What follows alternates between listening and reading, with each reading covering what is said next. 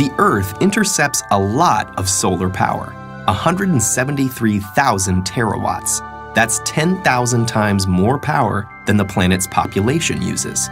So is it possible that one day the world could be completely reliant on solar energy? To answer that question, we first need to examine how solar panels convert solar energy to electrical energy. Solar panels are made up of smaller units called solar cells. The most common solar cells are made from silicon, a semiconductor that is the second most abundant element on Earth. In a solar cell, crystalline silicon is sandwiched between conductive layers. Each silicon atom is connected to its neighbors by 4 strong bonds, which keep the electrons in place so no current can flow. Here's the key. A silicon solar cell uses 2 different layers of silicon. An N-type silicon has extra electrons, and P-type silicon has extra spaces for electrons, called holes. Where the 2 types of silicon meet, electrons can wander across the p-n junction, leaving a positive charge on one side and creating negative charge on the other. You can think of light as the flow of tiny particles called photons shooting out from the sun. When one of these photons strikes the silicon cell with enough energy, it can knock an electron from its bond, leaving a hole. The negatively charged electron and location of the positively charged hole are now free to move around. But because of the electric field at the p-n junction, they'll only go one way. The electron is drawn to the n side, while the hole is drawn to the p side.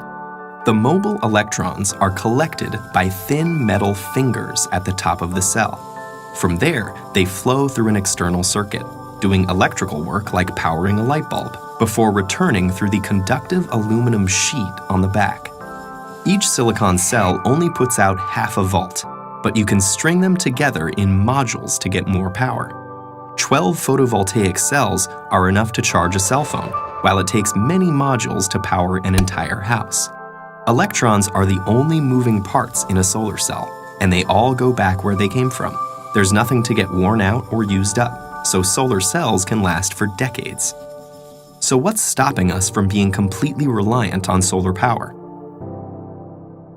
There are political factors at play, not to mention businesses that lobby to maintain the status quo. But for now, let's focus on the physical and logistical challenges. And the most obvious of those is that solar energy is unevenly distributed across the planet. Some areas are sunnier than others. It's also inconsistent. Less solar energy is available on cloudy days or at night. So a total reliance would require efficient ways to get electricity from sunny spots to cloudy ones, and effective storage of energy. The efficiency of the cell itself is a challenge too.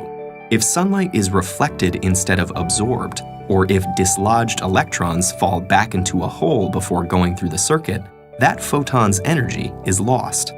The most efficient solar cell yet still only converts 46% of the available sunlight to electricity, and most commercial systems are currently 15 to 20% efficient. In spite of these limitations, it actually would be possible to power the entire world with today's solar technology. We'd need the funding to build the infrastructure and a good deal of space. Estimates range from tens to hundreds of thousands of square miles. Which seems like a lot, but the Sahara Desert alone is over 3 million square miles in area. Meanwhile, solar cells are getting better, cheaper, and are competing with electricity from the grid. And innovations like floating solar farms may change the landscape entirely.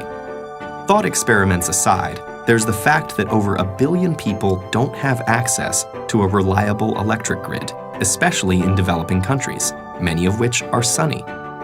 So in places like that, solar energy is already much cheaper and safer than available alternatives like kerosene.